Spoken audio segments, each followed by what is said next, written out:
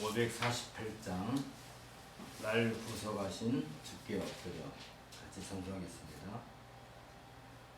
날 구속하신 주께 엎드려 크신 은혜 찬송합니다. 내 연약함을 긍휼히 보사 근심과 걱정 맡아주소서. 자비와 은혜 충만하신 주 진리로 우리 다스리시네. 우리의 마음 방황할 때에 갈 길을 비춰 인도하소서.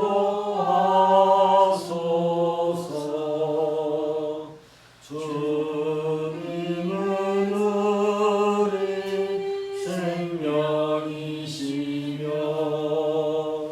진리와 길이 되시나이다. 내 안에 소망 항상 주시사 섬기며 봉사하게 하소서. 주님의 사랑 한량없으니 나 같은 죄인 주 안에 살고 내 안에 주님 항상 계시사 죄악이 나를 주장 못하네. 우리가 구원 얻을 때까지 믿음에 굳게 세워주시고 은혜와 진리 넘치게 하사 주님 뜻 이루어지게 하소서.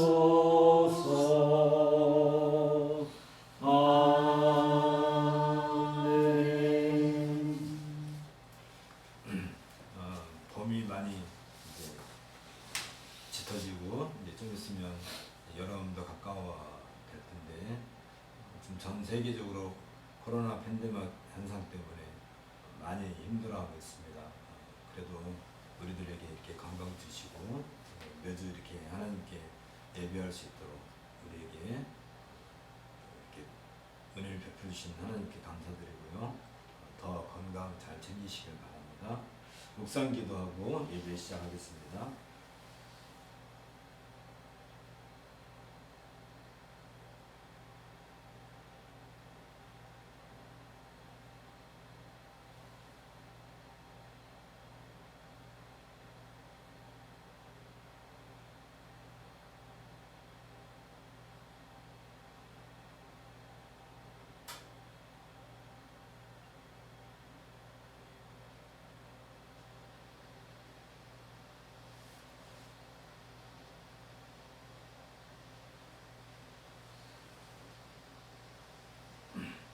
자리에 들어나시고요. 주보 전달하겠습니다. 우리 마음을 주님께 들어올려 함께 고백합시다. 우리의 구원은 천지를 지으신 여호와의 이름에 있도다. 그가 여호와의 능력과 그의 하나님 여호와의 이름의 이음을 의지하고 서서 목축하니 그들이 거주할 것이라. 이제 그가 창대하여 땅끝까지 미치리라. 야곱의 왕자는 여러 나라 관계와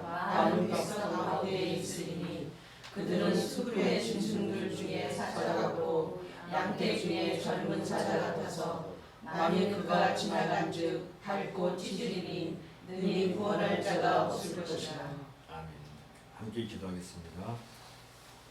어두운 데에 빛이 빛이라 말씀하셨던 그 하나님께서 예수 그리스도의 얼굴에 있는 하나님의 영광을 아는 빛을 우리 마음에 비추시어 어둠의 권세로부터 빛의 나라로 인도하시는 우리 주 예수 그리스도의 아버지이신 하나님, 주의 지극하신 신실하심으로 우리를 보살펴 주심에 감사를 드리옵나이다. 이제 새롭게 시작하는 이 복된 날에도 우리들을 더욱 강건하게 하시고 성령으로 인도하사 우리 생의 모든 날들이 그리하듯이 오늘도 거룩하고 의롭게 살아가는 날이 되기를 간구하나이다. 우리에게 맡겨진 모든 과업을 수행하되 항상 우리의 마음에 주의 영광을 생각하게 하시옵소서.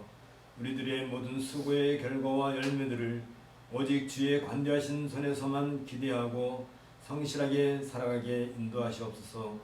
우리 주 예수 그리스도의 고난과 보혈로 하나님의 약속에 따라 우리의 모든 죄를 용서하시고 하나님의 은혜로 말미암아 우리들의 모든 죄와 허물로 인해 진심으로 슬퍼하고 돌이키게 하옵소서.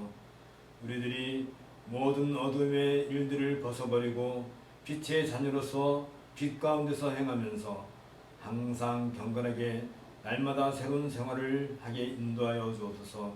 질병과 근심으로 짓눌려 있거나 영적인 고통으로 곤경에 처한 모든 주의 자녀들에게 위로와 안식을 주시고 마귀의 온갖 공격에 대해서도 주의 자녀들을 지키시고 보호하여 주심에 감사를 드리옵나이다. 이제 우리를 이 복된 예배의 자리로 부르셨사오니 한 마음으로 모여 주의 빛나는 영광을 경배하나이다. 오늘도 온 땅에서 주의 자녀들이 드리는 예배를 복되게 하옵소서. 우리 주 예수 그리스도 이름으로 기도하옵나이다. 아멘. 1장 찬송하겠습니다. 만노의 근원 하나님 온 백성 찬송 드리고 저천사여 찬송하세. 찬송 성부 성자 성령 아멘.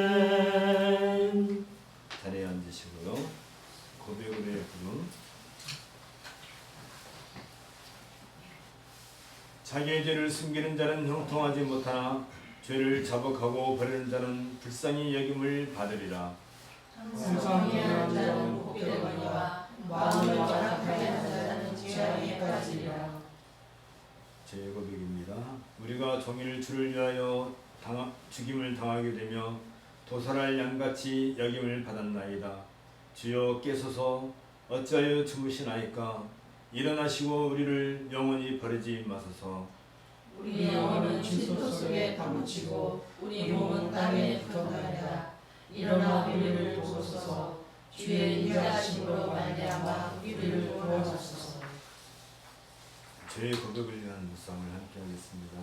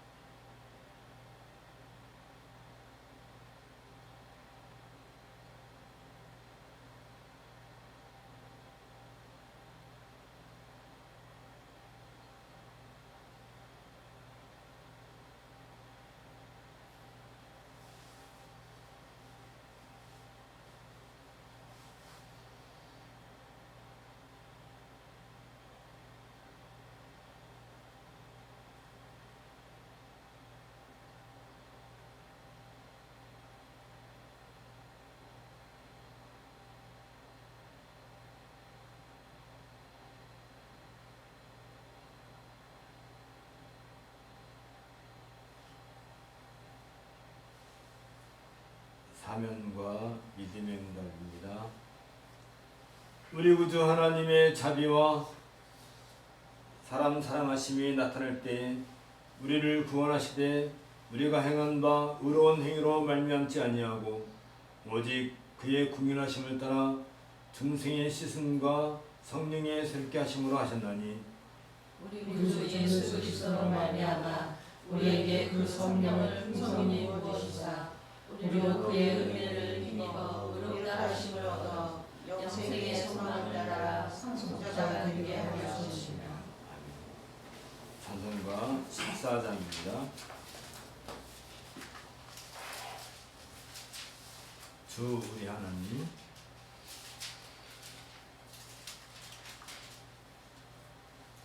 주 우리 하나님 하늘에 계시니 온전한 만민 주 앞에 찬송하네.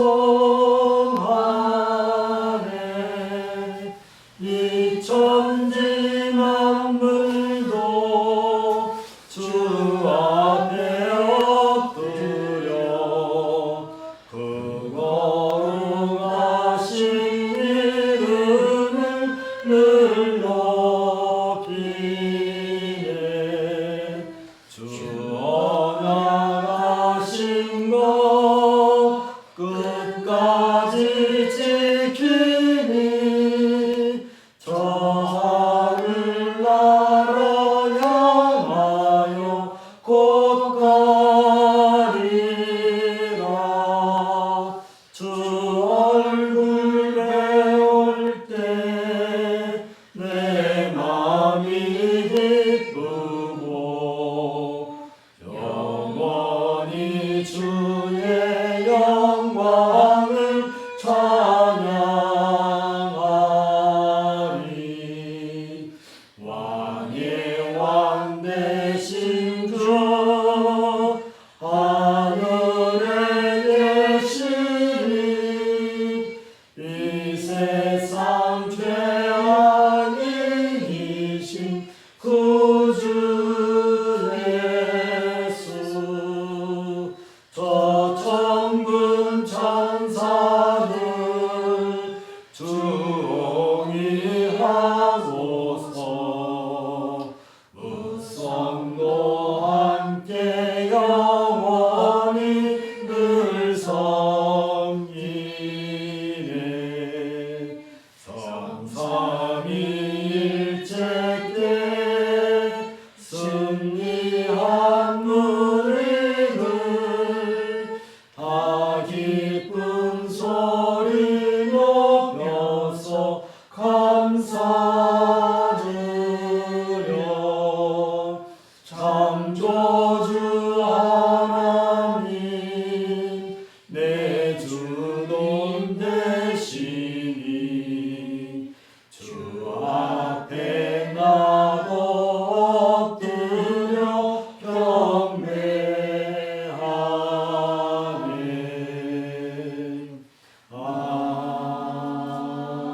아멘. 오늘 성경 낭독은 레위기 7장입니다.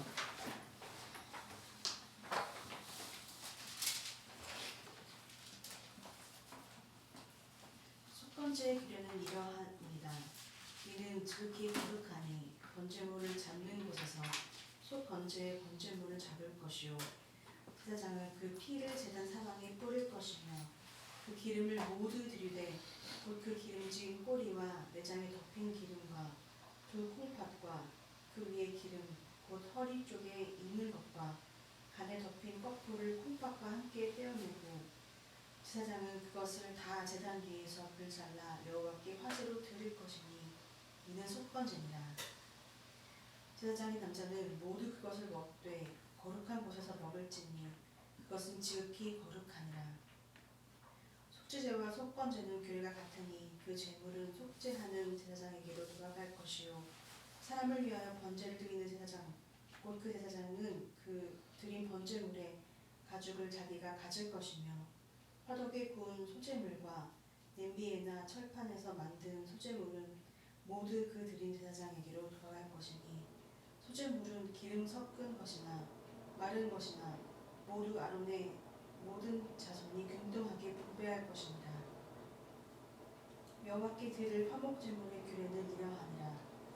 만일 그것을 감사함으로 드리려면 기름 섞은 무교병과 기름 바른 육교전병과 고운 가루에 기름 섞어 구운 과자를 그 감사 제물과 함께 드리고 또 유교병을 화목제 감사 제물과 함께 그 예물로 드리되 그 전제의 예물 중에서 하나씩 여호와께 거제로 드리고 그것을 화목제의 피를 뿌린 제사장들에게로 돌릴지니라.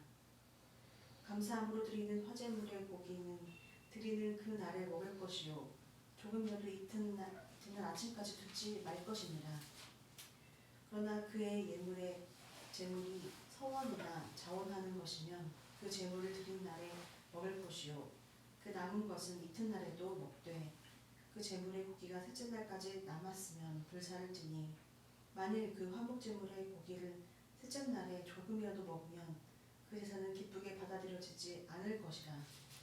드린 자에게도 예물답게 되지 못하고 도리어 가증한 것이 될 것이며 그것을 먹는 자는 그 죄를 짊어지리라. 그 고기가 부정한 물건에 접촉되었으면 먹지 말고 불사를 것이라.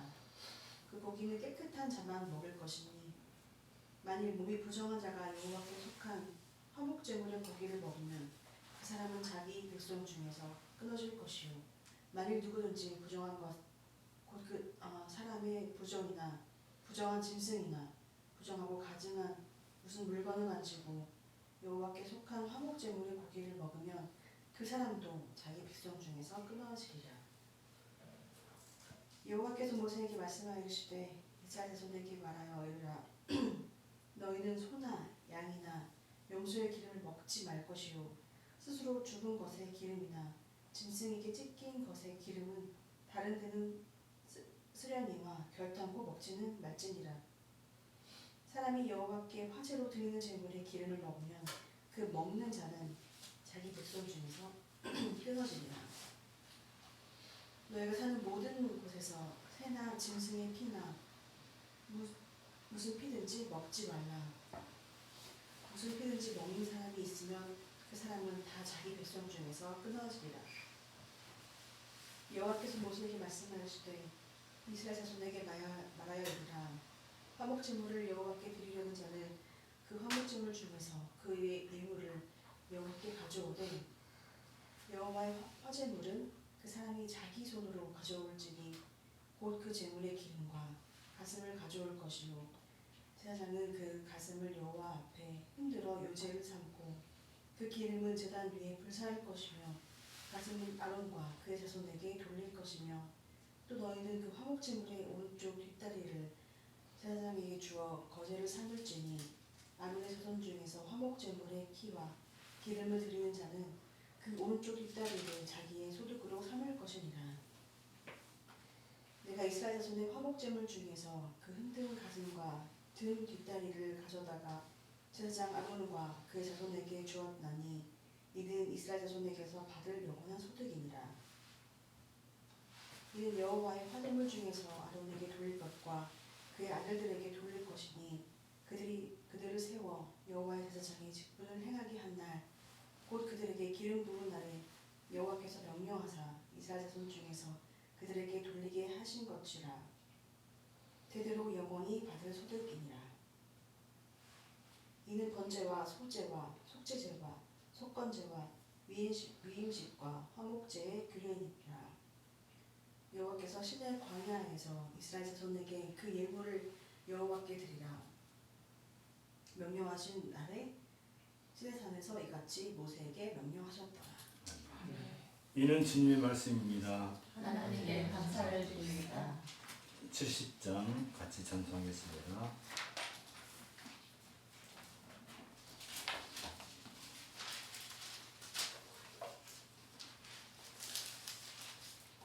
피난처 있으니 피난처 있으니 환난을 당한 자 이리 오라.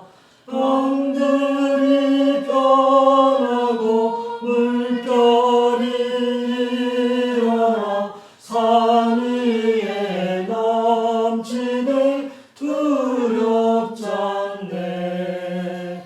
이방이 떠들고 나라들 모여서 진동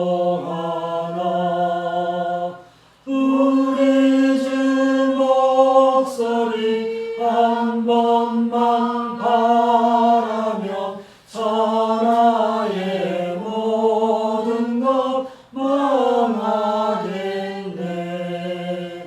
만유주 하나님 우리를 도우니 피난처요.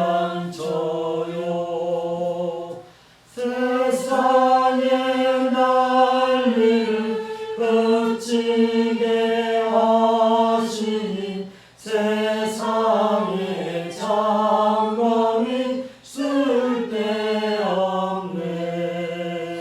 높으신 하나님 우리를 구하니 할렐루야. 괴로움이 심하고 환난이 극하나 피난처 되시는 주 하나님. 함께 기도하겠습니다. 우리의 죄를 위하여 십자가에서 죽으시고 우리를 의롭다 하시기 위하여 죽음에서 살아나신 우리 주 예수 그리스도의 아버지신 하나님, 우리들에게 믿음을 심어주시어 의롭다 하심을 얻게 하시고 우리 주 예수 그리스도로 말미암아 하나님과 화평을 누리게 하시며 우리들 하여금 하나님 앞에서 즐거움을 누리게 하시오니 참으로 하나님의 지혜는 끝이 없고 그 영광은 온 하늘과 땅에 가득하나이다. 우리 중 누구도 이처럼 놀라운 일을 계획할 수 없사하며 우리가 이 땅에 태어나기도 전에 그리고 이 세상이 있기도 전에 오로지 전지전능하신 성부와 성자와 성령께서 이미 만세전에 계획하신 경륜에 따라 이루어진 구속의 놀라운 일에 하늘과 땅들조차도 경배와 찬양을 드리나이다. 우리들로 하여금 그리스도를 통하여 죄사함의 이루를 누리게 하여 주시며 그리스도의 정결한 피로 우리의 불결한 죄를 씻기시고 주님 앞에 있는 우리의 불의를 그리스도께서 이루신 공로로 이루어진 의로 덮어주시니 감사를 드려옵나이다. 우리가 환난 중에도 즐거워하나니 이는 환난은 인내는 연단을 연단은 소망을 이루는 줄 아미로다. 소망이 우리를 부끄럽게 하지 아니함은 우리에게 주신 성령으로 말미암아 하나님의 사랑이 우리 마음에 부은 바 됨이라고 말씀하셨듯이 우리들을 믿음과 소망으로 무장하게 하셔서 사탄의 공격을 넉넉히 이겨내고 온갖 두려움과 함께 죽음이 몰려올지라도 수치를 당하지 않게 하옵소서. 살아있는 자에게는 영원한 소망과 구원을 주시고 죽은 자에게는 영원한 생명을 주시는 자비로우신 우리들의 아버지신 하나님, 오직 주의 손으로만 생명과 죽음을 주장하시며 그리스도만이 죽음과 무덤의 열쇠를 가지고 계시옵나이다. 주의 뜻이 아니고서는 건강이나 질병이나 생명이나 죽음이나 우리들에게 일어날 수 없사하며 어떠한 형편이든지 주의 권능으로 말미암아 우리들의 구원을 위해 협력하여 선을 이루시는 분이심을 믿사옵나이다. 우리가 주님 앞에서 이루어설 수 없는 죄악이 많음에도 불구하고 스스로 자기 자신을 내 공로를 의지한다면 하나님의 징계를 만배나 더 가혹하게 받는다 할지라도 마땅히 할 것이옵나이다. 그럼에도 주께서는 사랑하는 자녀를 징계하실 때에도 기필코 주의 자녀들이 세상과 더불어 심판을 당하지 않도록 우리를 향한 하나님의 사랑을 끊임없이 증거하여 주시오니 감사를 드리옵나이다. 주의 성령으로 우리의 믿음을 강건하게 하시어 어떠한 고난을 당한다 할지라도 주와 함께 영광도 받을 수 있도록 주의 선하시고 기쁘신 뜻대로 우리를 그리스도와 단단하게 연합하게 하여 주시고 하나님의 지혜로 살아서나 죽어서나 우리들이 그리스도의 복된 부활 안에 들어있음을 믿고 의지하며 살아가게 하소서.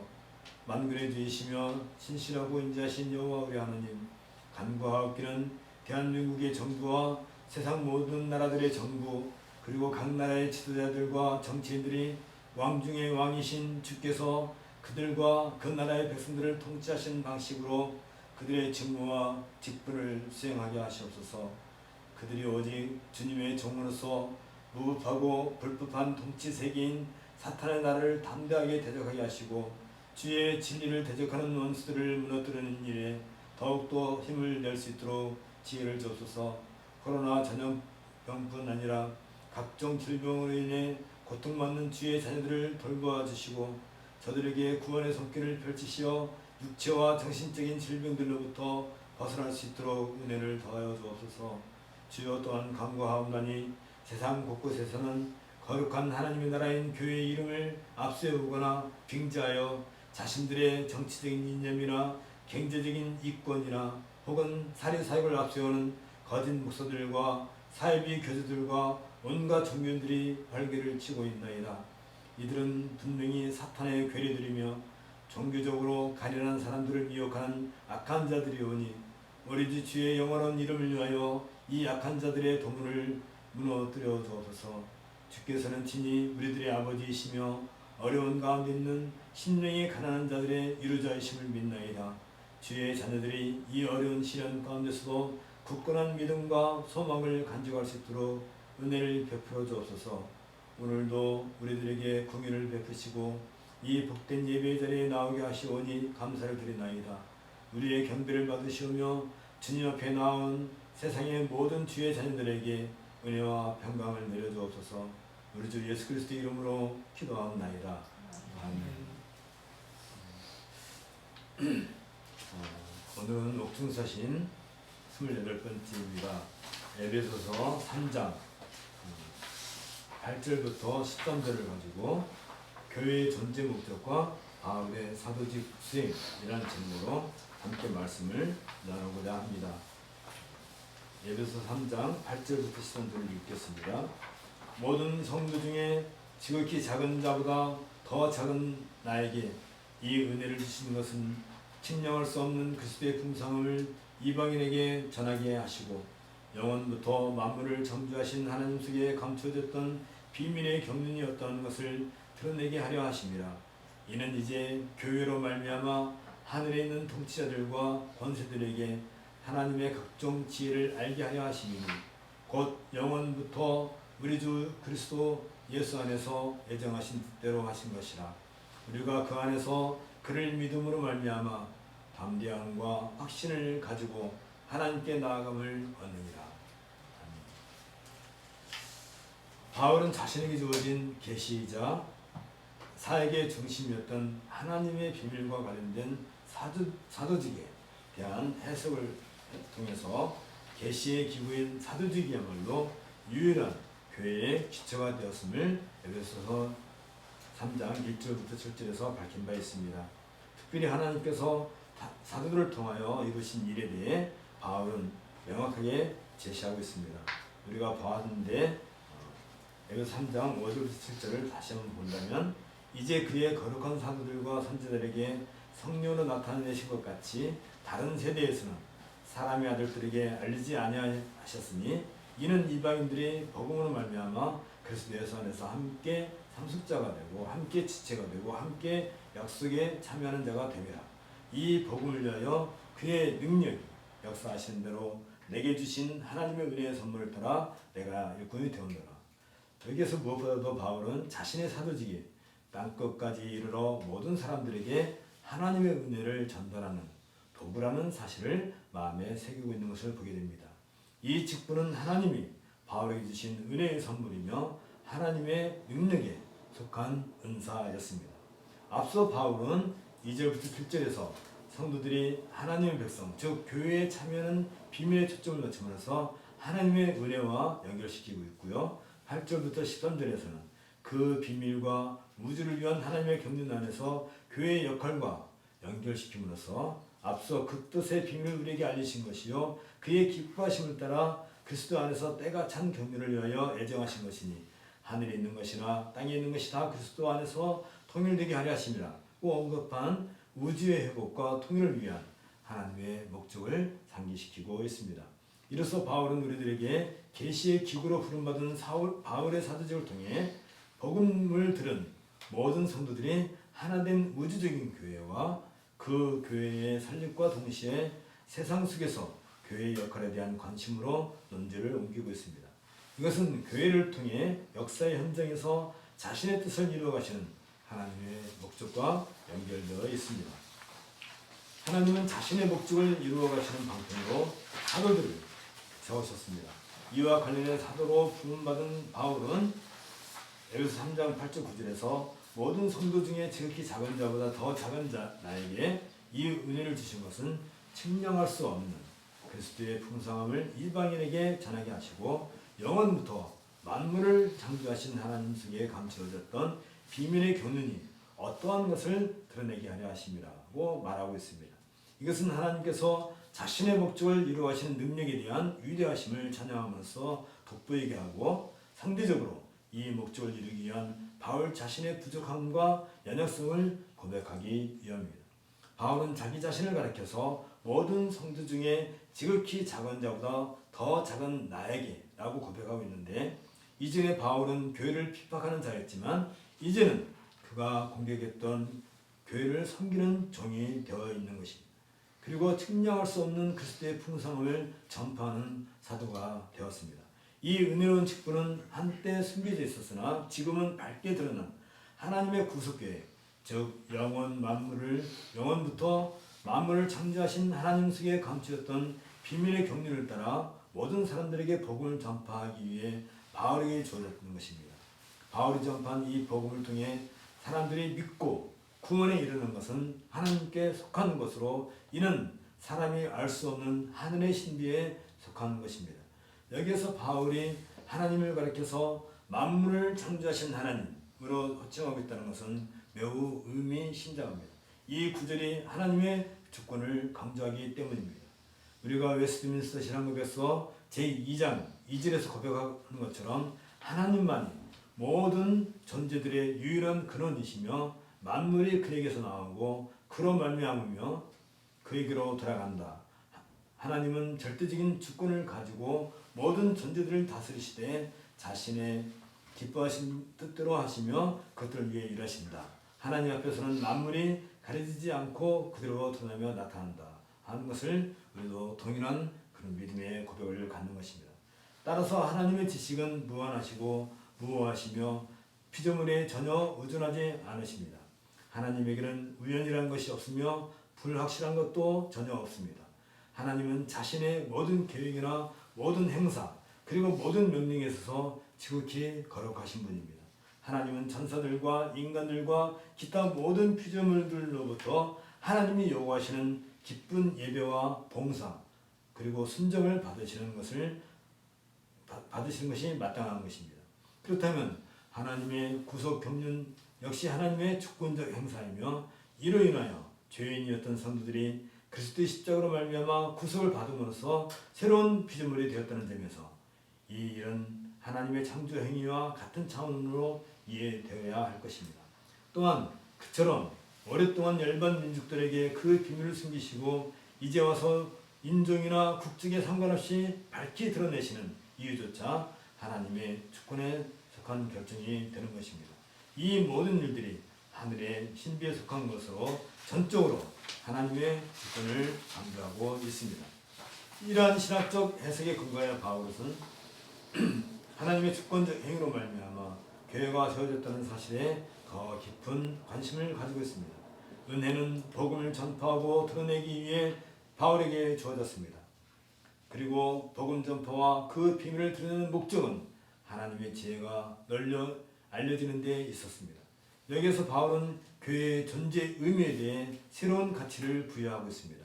바울은 복음을 듣고 믿음으로써 하나님의 새로운 피조물이 된 교회들이야말로 이제 이 복음을 증언하고 동시에 모든 민족에게 그 복음을 전하기 위해 부름받았다는 사실에 관심을 가져야 함을 강조하고 있습니다. 이런 바울의 교회에 대한 이해는 사실 전혀 새로운 것은 아니었습니다. 이미 구약에서 제사장 나라로 부름받은 이스라엘 공동체에게 주어진 기본적인 사명이었기 때문입니다.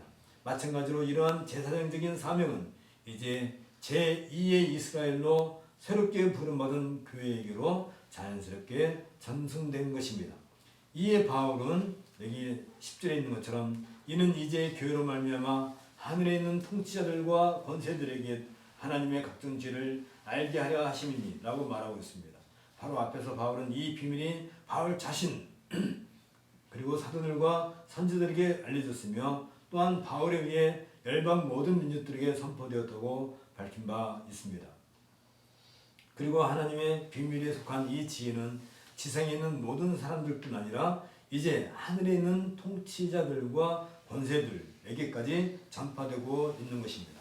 이런 이유에서 바울은 교회야말로 하나님의 놀라우신 지혜를 하늘에 있는 영적인 존재들의 세계에까지 드러내게 하는 존재임을 강조하고 있는 것입니다. 통치자들과 권세들이 하늘에 있다는 사상은 1세기 세계관에 근거하고 있습니다. 당시 사람들은 하늘에 있는 천사들과 영적인 존재들의 지배를 받고 있는 것으로 여기고 있었습니다. 통치자들과 권세들로 불리는 이들 영적인 세력들은 사람들에게 소위 운명을 지배하는 실질적인 세력들이라고 여겨졌었습니다.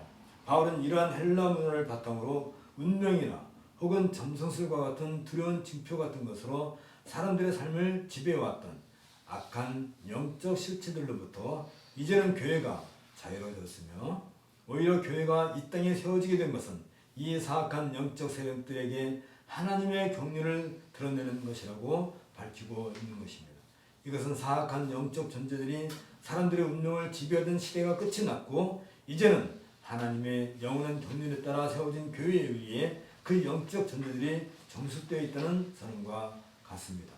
교회는 하나님의 능력이 자리하고 있는 새로운 성전입니다. 본문에서 이제라고 하는 이 특별한 때는 구속사에서 하나님의 신비스러운 계획이 마침내 영적 존재들에게까지 널리 알려지는 때가 되었음을 지시하고 있습니다. 사실 교회는 하나님이 그분의 지혜를 공중의 통치자들과 권세들에게 알리는 유일한 기구인 것입니다. 따라서 언약의 자손으로 하나님의 부름을 받은 모든 성도들로 구성된 하나의 교회가 이 땅에 세워졌다는 것은 하나님의 지혜가 하늘에 있는 통치자들과 권세들에게 나타나고 그 비밀이 알려지는 것과 같은 의미를 가지는 것입니다. 그것이 선한 영인 천사로 불리든 혹은 악한 영인 마귀로 불리든 하늘에 있는 이 영적 존재들이 하나님의 지혜를 알기 위해서는 오로지 교회를 통해서만 가능하다는 사실을 강조하고 있는 것입니다. 왜냐하면 교회는 하나님의 지혜가 가지는 무한한 다양함과 경이로운 지혜를 가지고 있기 때문입니다. 이와 관련해 바울은 고린도 교회에 보낸 첫 번째 편지에서 다음과 같이 선언한 바 있습니다. 고린도전서 1장 18절부터 25절을 보면 십자가의 도가 멸망하는 자들에게는 미련한 것이요 구원을 받는 우리에게는 하나님의 능력이라 기록된 바 내가 지혜 있는 자들의 지혜를 멸하고 총명한 자들의 총명을 폐하리라 하였으니 지혜 있는 자가 어디 있느냐 선비가 어디 있느냐 이 세대의 변론가가 어디 있느냐 하나님께서 이 세상의 지혜를 미련하게 하신 것이 아니냐 하나님의 지혜에 있어서는 이 세상이 자기 지혜로 하나님을 알지 못하므로 하나님께서 전도에 미련한 것으로 믿는 자들을 구원하시기를 기뻐하시도다. 유대인들은 기적을 구하고 헬라인은 지혜를 찾으나 우리는 십자가에 못 박힌 그리스도를 전하니 유대인에게는 거리끼는 것이요 이방인에게는 미련한 것이로되 오직 부르심을 받은 자들에게는 유대인이나 헬라인이나 그리스도는 하나님의 능력이요 하나님의 지혜니라. 하나님의 어리석음이 사람보다 지혜롭고 하나님의 약하심이 사람보다 강하니라. 이러한 바울의 증언에서 보는 것처럼 교회는 유대인과 이방인들의 벽이 무너지고 과거에 서로 반목하던 두 종족 간에 서로 화목하게 되었다는 증표가 됩니다. 그리고 유대인들에게는 거리끼는 걸림돌이었으며 이방인들은 미련한 것으로 여겨졌던 그 시적으로 말미암아 이제는 종족에 상관없이 하나님과 화목되었다는 증표이기도 합니다. 이것이야말로 하나님의 각종 지혜 가운데서 무지개처럼 가장 찬란하게 빛나는 지혜인 것입니다. 이런 점에서 교회는 우주를 통일하시는 그리스도의 실질적인 현존과 통치의 중지자로서 특별한 역할을 하게 됩니다. 이것은 교회만이 그리스도의 몸이며 만물 안에서 만물을 충만하게 하시는 이의 충만이라는 사실에 근거합니다. 이로써 에덴 동산에서 하나님께서 인류에게 주셨던 말씀 곧 하나님이 그들에게 복을 주시며 하나님이 그들에게 이르시되 생육하고 번성하여 땅에 충만하라 땅을 정복하라 바다의 물고기와 하늘의 새와 땅에 움직이는 모든 생물을 다스리라 하시니라는 이 말씀의 궁극적인 성취며 동시에 하나님께서 인류에게 주신 복의 최종적인 완성을 이루게 되는 것입니다.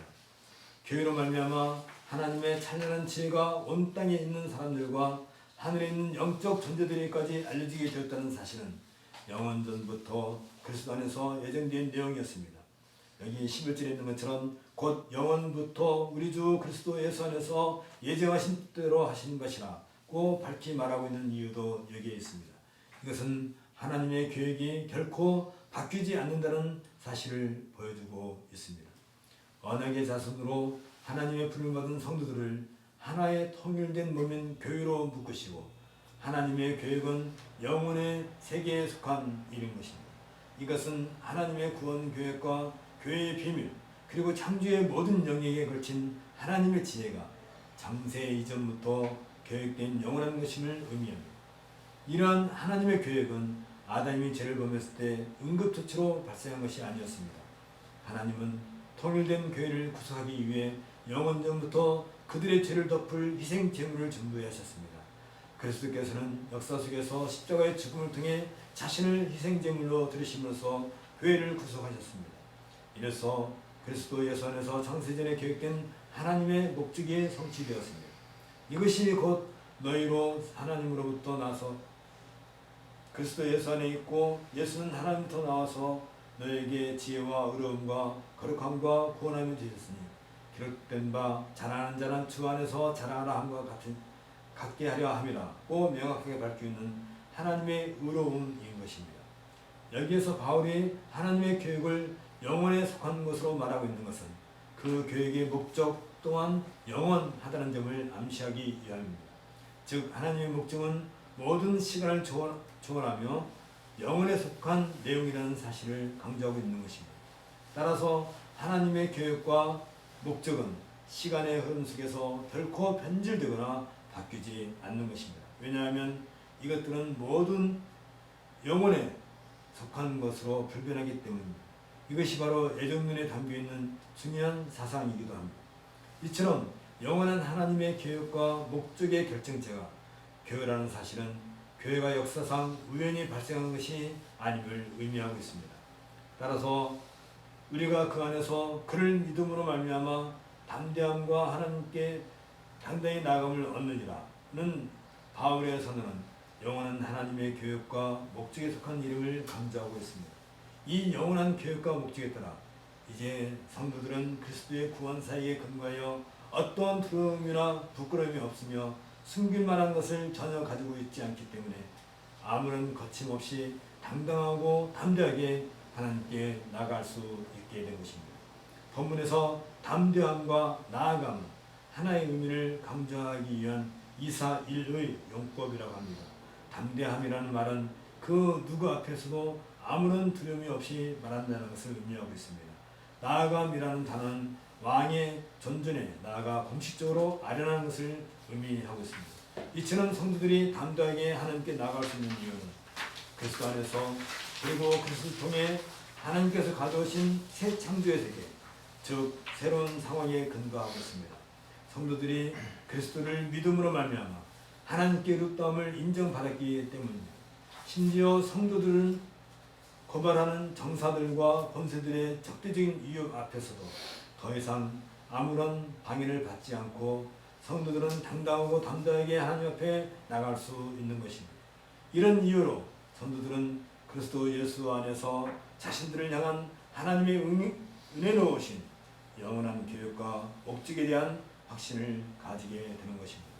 이 확신은 열방 민족들이 교회 안에서 하나의 공동체로 하나님의 부르심을 이미 받았으며 이로 말미암아 하나님의 지혜를 알게 하는 교회의 순간 목표를 아직 온전하게 이룬 것은 아니지만 하나님의 영원한 예정 안에서 완성으로 실현될 것에 대한 소망을 가지게 합니다.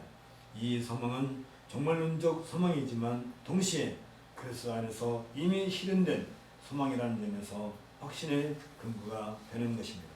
바울은 이 소망을 위해 기꺼이 고난을 감수했습니다.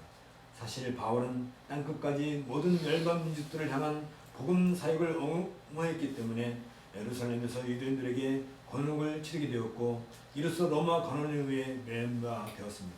그리고 이 일로 말미암아 지금은 로마에 구금되어 있는 것입니다. 따라서 세상 열방 민족들에게 복음을 전파한 이 일로 말미암아 바울이 구금되었다는 것은 결국 오랫동안 문이 닫혀있던 모든 민족들에게 새 언약을 성취하기 위한 새로운 민족 공동체인 새 이스라엘의 문이 열리고 더 이상 유대인과 이방인들을 차별하는 벽이 무너졌음을 상징하는 것과 같은 의미를 가집니다. 이런 이유에서 바울은 자신의 고난을 가리켜서 교회의 영광이라고 자신 있게 말할 수 있었습니다. 왜냐하면 이방 지역에 교회가 세워졌다는 사실 그 자체가 교회의 영광일 뿐 아니라 하나님의 영광이기 때문입니다.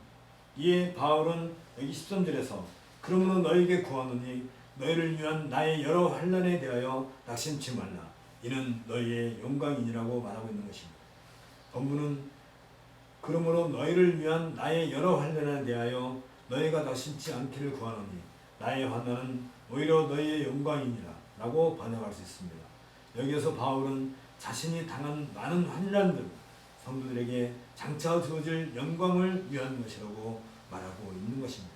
이 말은 우리가 잠시 받는 환난에 경한 것이 지극히 크고 영원한 영광에 중한 것을 우리에게 이르게 하니 우리가 주목하는 것은 보이는 것이 아니요 보이지 않는 것이니 보이는 것은 잠깐이요 보이지 않는 것은 영원함이라고 말하는 바울이 그 말씀에서 밝힌 것처럼 우리가 당하는 환난은 지극히 크고 영원한 영광에 비하면 아주 가벼운 것에 지나지 않습니다. 이때 영광이 나무의 열매라고 한다면 환난은 그 나무를 있게 하는 씨앗과 같은 의미를 가집니다. 그래서 바울은 다만 이뿐 아니라 우리가 환난 중에도 즐거워하나니 이는 환난은 인내를 잇는 연단을 연단은 소망을 이루는 줄 알미로다 라고 강조한 바 있습니다. 아울러 바울은 자신의 환난이 씨앗이 되어서 성도들에게 영광을 가져오게 될 것에 대하여 기뻐하며 기꺼이 그 어떤 환난도 당할 각오를 다짐하고 있습니다. 이러한 바울의 다짐은 고린도후서 4장 8절부터 10절에 나와 있는 것처럼 우리가 사박으로 의기삼을 당하여도 쌓이지 아니하며 답답한 일을 당하여도 낙심하지 아니하며 박해를 받아도 버림받지 아니하며 거꾸로 뜨림을 당하여도 망하지 아니하고 우리가 항상 예수의 죽음을 몸에 짊어지고 예수의 생명이 또한 우리 몸에 나타나게 하려 함이라. 우리 살아있는 자가 항상 예수를 위하여 죽음에 넘겨지면 예수의 생명이 또한 우리 죽을 육체에 나타나게 하려 함이라. 그런즉 사망은 우리 안에서 역사하고 생명은 너희 안에서 역사하느니라. 예수도 확인되고 있습니다. 이처럼 바울은 자신이 당하는 환난은 사망과 같은 고통을 자기에게 가져다 주었지만 그리스도께서 십자가에서 죽으심으로 우리들에게 새 생명을 가져다 주신 것처럼 이제 성도들에게 생명을 가져다 주는 별거를 가져다 주는 것으로 이해하고 있는 것입니다. 바울은 여기서 자신이 성도들에게 새 생명을 주기 위해서 출산의 고통을 당하는 어머니와 같은 역할을 감당하는 것으로 묘사하고 있습니다. 바울이 비록 열방 민족들에게 복음을 전하는 일로 투옥되었지만 이것은 열방 민족들이 복음을 듣고 회심하는 일, 즉 영원한 하나님의 계획과 목적에 따라 되어진 일인 것입니다. 이런 점에서 바울의 환난은 이 땅의 교회를 세우는 기초가 되었습니다. 그 결과 이 땅에 세워진 교회로 말미암아 하나님의 영광이 하늘에 있는 정사와 권세들까지도 알게 된 것입니다. 결국 바울이 당한 고난은 수치스러운 일이 아니었습니다. 오히려 교회는 바울의 고난과 그가 고난을 당한 그 사실을 자랑해야 합니다. 왜냐하면 바울의 고난은 열방의 민족들이 유일한 구원의 복을 얻게 하기 위한 그의 사도적 사역의 증표이기 때문입니다. 그래서 여기 13절에서 너희 이방을 위하여 갇힌 자 된 나 바울 너희를 위한 나의 여러 환난으로 이 달란을 둘러싸고 있는 것은 결코 우연이 아닙니다. 여기에서 바울이 이 고난을 가리켜 너희를 위한 환난이며 이는 너희의 영광이라고 말하고 있는 것은 바울은 자신의 환난을 통해 성도들에게 그리스도의 고난으로 이루어진 구속의 완성을 가져다 줌에 있어서 자신이 중보의 역할을 감당하고 있음을 강조하고 있습니다. 이로써 성도들은 바울이 당하는 고난을 통해 하나님의 영광에 참여하는 기쁨을 누릴 수 있게 된 것입니다. 환난에 대한 이러한 바울의 이해는 그리스도의 십자가와 부활을 그 근거로 삼고 있음이 분명합니다. 이것은 우리가 항상 예수의 죽음을 몸에 짊어지면 예수의 생명이 또한 우리 몸에 나타나게 하려 합니다. 우리 살아있는 자가 항상 예수를 위하여 죽음에 넘겨지면 예수의 생명이 또한 우리 죽을 육체에 나타나게 하려 합니다. 그런즉 사망은 우리 안에서 역사하고 생명은 너희 안에서 역사하니라 해서 확인된 바 있습니다. 이처럼 바울은 환난을 가리켜 죽기로 되어 있고 장차 죽어 없어질 현재의 인간, 즉 질그릇 같은 인간이라도 현재에 있어서 부활하신 예수가 이미 가지고 있고 그의 백성이 언젠가는 함께 누리게 될 생명으로 충만하게 될 부활의 표정으로 해석한 것입니다. 이런 점에서 바울의 환난은 그 자체가 예수의 복음을 전하는 도구이며 그 결과 예수의 죽음은 그의 몸에 새겨지게 되지만 사도와 교회 사이에선 맞교환의 원칙에 따라 그가 고난을 받게 될 때 교회는 생명을 경험하게 되는 것으로 성화되고 있습니다. 바울이 그런즉 사망은 우리 안에서 역사하고 생명은 너희 안에서 하느니라고 말한 것처럼 고난받는 복음 사역자들 위에 교회가 서 있음을 에베소에서 재건하고 있는 것입니다. 많은 환난을 겪으면서도 바울의 복음 전파를 성공으로 이끄는 과정에서 나타난 하나님의 능력은 결코 바울 자신이 아니라 바울이 전파한 복음의 대상인 성도들인 교회의 영광을 위함인 것입니다. 이 사실은 우리에게 매우 강력한 메시지로 다가오고 있습니다. 왜냐하면 우리는 겉으로 바울 사도가 열망하고 있는 그 영광을 실제로 누리고 있기 때문입니다. 과연 우리에게 이러한 감동이 있는지, 있다면 그 감동을 어떻게 누리고 드러낼 수 있는지 깊이 생각해 보아야 할 것입니다. 그 첫 번째 사건이 바로 지금 우리가 하나님 앞에서 영광으로 가득한 예배에 참여하고 있는 이 현장일 것입니다. 과거 이스라엘 백성이 1년에 3차례씩 예루살렘으로 올라가면서 멀리서 성전을 바라보았을 때 가장 먼저 그들이 만나게 된 것은 성전 위에 떠 있는 불 기둥과 구름 기둥이었습니다.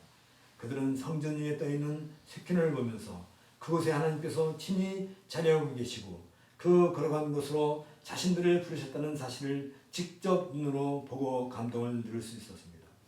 이 모습은 새하늘과 새 땅에서도 우리가 친히 경험하게 될 기이한 장면을 예표하고 있습니다. 요한은 계시록 15장 8절에서 하나님의 영광과 능력으로 말미암아 성전의 연기가 가득 차며 7 천사의 7 재앙이 마치기까지는 성전의 등이 들어갈 자가 없더라고 기록하고 있습니다. 성전의 연기가 가득 차 있어서 누구도 감히 성전에 들어갈 수 없을 정도로 영광스러운 모습은 그 옛날 이스라엘 백성들이 예루살렘 성전을 볼 때에 느꼈던 그 감동의 최절정을 묘사해주고 있습니다. 우리들 또한 그날의 가장 극적인 그 장면을 바라보면서 감동을 누리게 될 것입니다.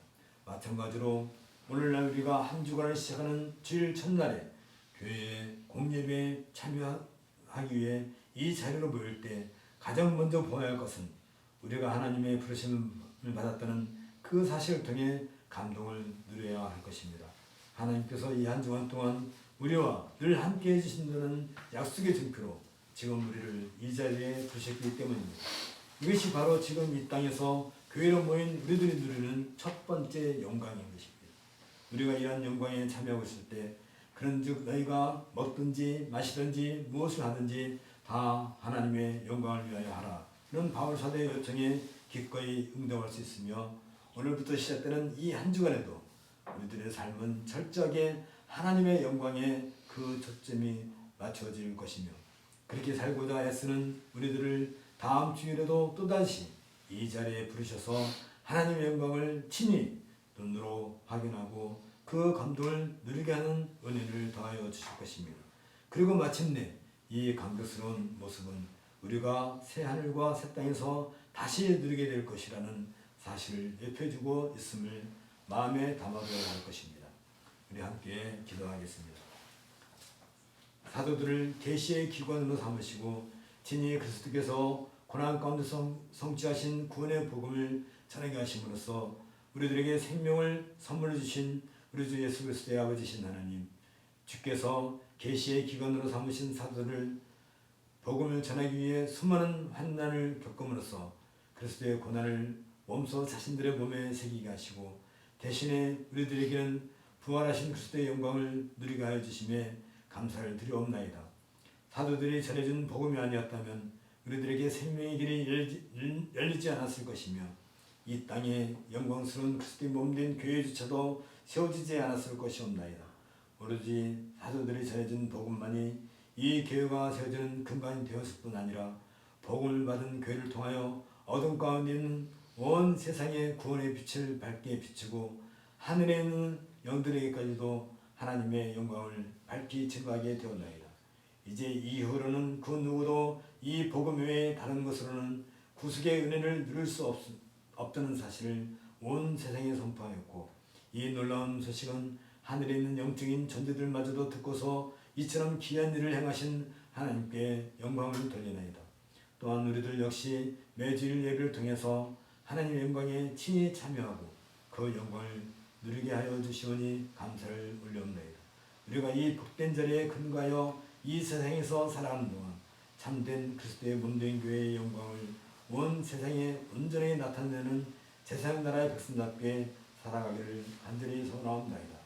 사도들의 몸에 새긴 환난의 흔적, 우리들에게는 생명의 증표가 되는 것처럼 우리들 또한 어떤 고난을 당한다 할지라도 그 고난의 흔적이 다른 사람들에게 생명에 이르게 하는 표징이 되게 하시옵고 이 땅에 생명의 복음을 널리 전파하는 일에 참여하는 기쁨을 함께 누리게 하옵소서.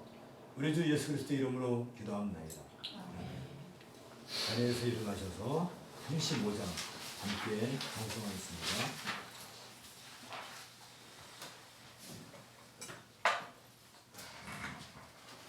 큰 영화로우신 주, 큰 영화로우신 주, 이곳에 오셔서 이 모인 자들로 주 백성 삼으사 그 중에 항상 계시고 그 중에 항상 계시고 큰 영광 나타내소서.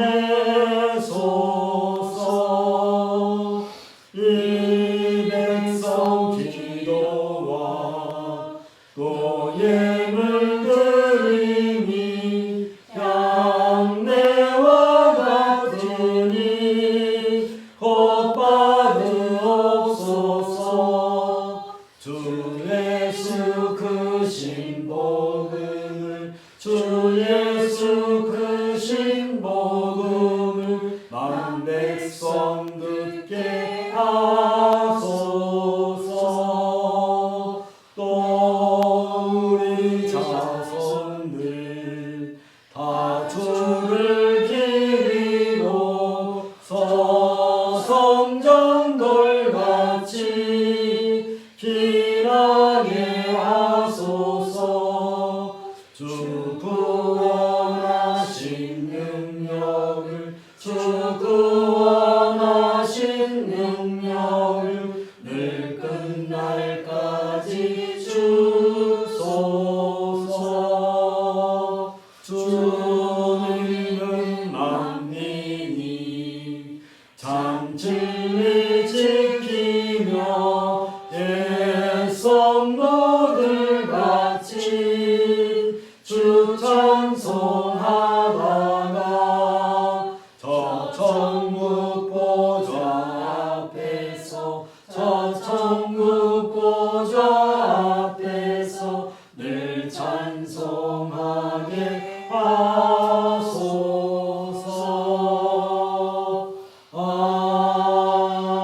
아멘. 주 예수 그리스도의 은혜와 하나님의 사랑과 성령의 교통하심이 너희 우리와 함께 있을지어다. 3장 성령하겠습니다. 성부 성자 성령 찬송과 영광 돌려 보내세. 태초로 지금까지 또 영원 무궁토록 성삼위께 영광